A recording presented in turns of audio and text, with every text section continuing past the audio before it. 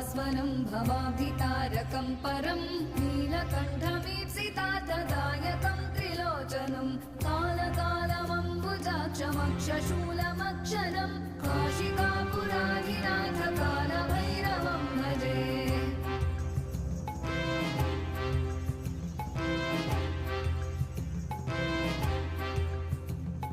शूलटङ्कपाशदण्डपाणिमादिकारणं श्यामकायमादिदेवमक्षरं निरामयं